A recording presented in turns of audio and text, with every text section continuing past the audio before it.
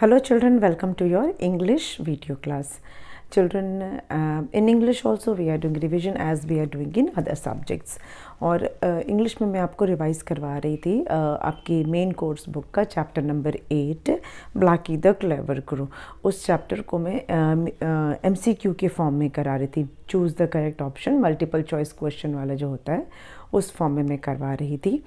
तो पिछले वीडियो में हमने कुछ क्वेश्चंस किए थे, तो आगे अब उसी को कंटिन्यू करेंगे। Choose the correct options he continue करेंगे। काफ़ी हद तक हम कर चुके हैं उसमें। What is the meaning of dark night, ये मैंने आपको करवाया था, है ना। तो अब आगे उसके बढ़ते हैं, ठीक है। यहाँ पे लिख देते हैं choose the correct options. Choose the correct options, और ये है चैप्टर नंबर 8 का, ठीक है। ओके, तो आज हम करेंगे, हमने हमारा जो क्वेश्चन होगा पहला कि वेयर डिड किशन लाल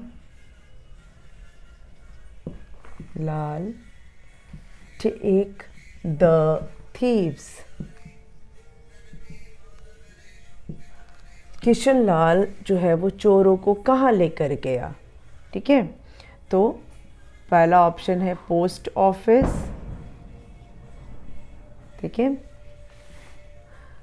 दूसरा ऑप्शन है पुलिस स्टेशन। थर्ड है रेलवे स्टेशन। रेलवे स्टेशन कहाँ लेकर गया था? वेरी इजी, चोरों को कहाँ लेके जाएगा? पुलिस स्टेशन, है ना। Number 2, how many thieves were hiding behind the crops? Behind the crops.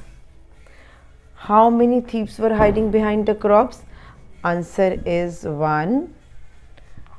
Answer B is 3. And answer C is 2. कितने thieves छुपे हुए थे क्रॉप के पीछे? Only 1. सिर्फ एक चोर जो था वो छुपा हुआ था क्रॉप के पीछे। Okay, question number 3। The thief decided to dash the crops।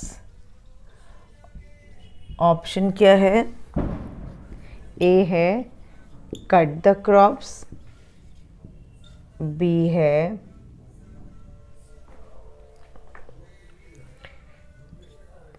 burn the crops, sorry,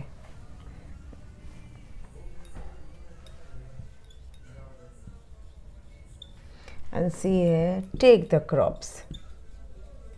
क्या डिसाइड किया कि वो क्रॉप्स लेकर जाएगा, काट देगा, या वो जला देगा? क्या डिसाइड किया थीफ ने? The thief decided to burn the crops. बदला लेने की भावना से, रिवेंज लेने की फीलिंग के साथ उसने डिसाइड किया कि वो क्रॉप को बर्न कर देगा। ओके, चलिए आगे बढ़े।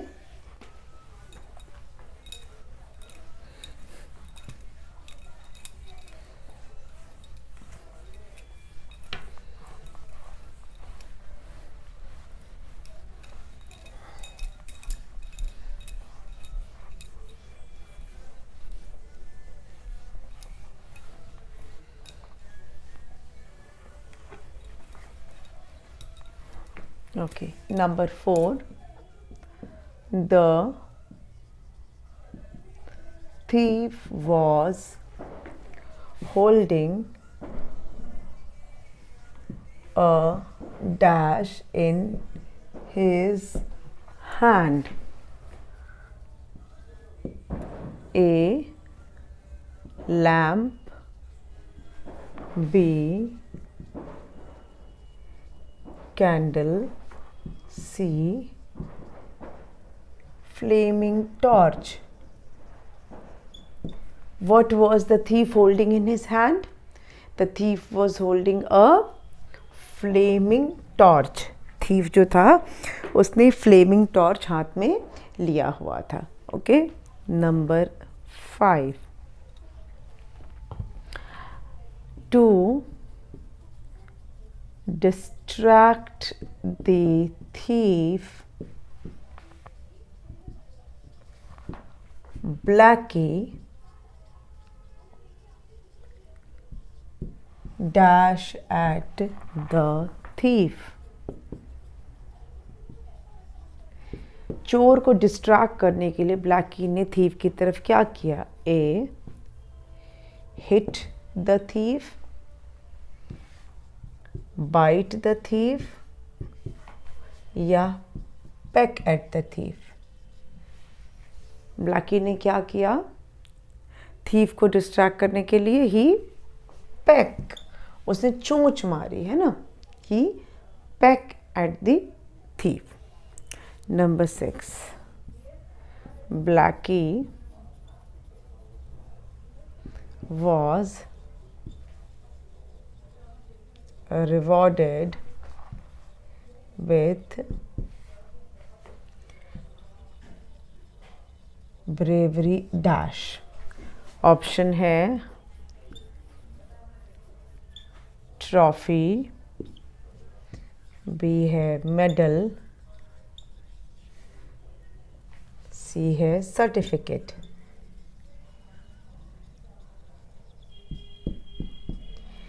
Blackie was rewarded with bravery medal. बहादुरी का मेडल मिला था उसको, ट्रॉफी या सर्टिफिकेट नहीं मिला था. He got bravery medal. चलिए, तो ये हमने चैप्टर को रिवाइज कर लिया in the form of choose the correct option. अब बढ़ते हैं हम चैप्टर नंबर 9 की तरफ. उसको मैं एक बार ओरली आपको रिवाइज करवा दूं, ठीक है?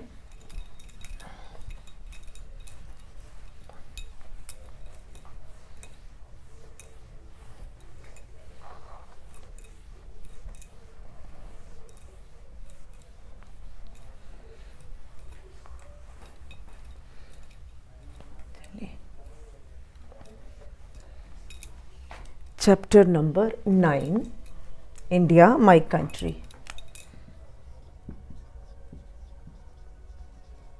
India my country. इसको जरा एक बार रिवाइज कर लेते हैं. इंडिया माय कंट्री, ये चैप्टर क्या है? चिल्ड्रन, इस चैप्टर में हमने इंडिया के बारे में पढ़ा था. इंडिया के बारे में कुछ इंटरेस्टिंग फैक्ट्स जाने थे. सबसे पहला हमने ये जाना था कि इंडिया जो है वो वर्ल्ड में 7th लार्जेस्ट कंट्री है. 7th largest country in the world, है ना? पहली चीज़ ये जानी थी. दूसरी, इंडिया जो है वो 3 साइड से वाटर बॉडी से सराउंडेड है. ठीक है, surrounded by water bodies from 3 sides.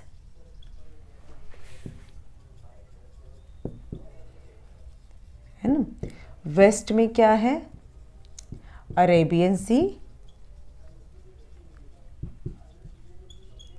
East में क्या है? बे ऑफ बंगाल. और साउथ में क्या है? Indian ocean. Okay, so India is surrounded by water bodies from 3 sides. West side में है अरेबियन सी, ईस्ट में है बे ऑफ बंगाल और साउथ में है इंडियन ओशन. तो नॉर्थ में क्या है? नॉर्थ में है Himalayan mountain range, Himalayas. North में क्या है? हिमालयाज. इसको थोड़ा इरेज करेंगे तो कि हमारे पास जगह रहेगा. Then only I can write the important points. So north में क्या है? इंडिया के नॉर्थ में क्या है? हिमालयाज. हिमालयाज क्या है? माउंटेन रेंज है,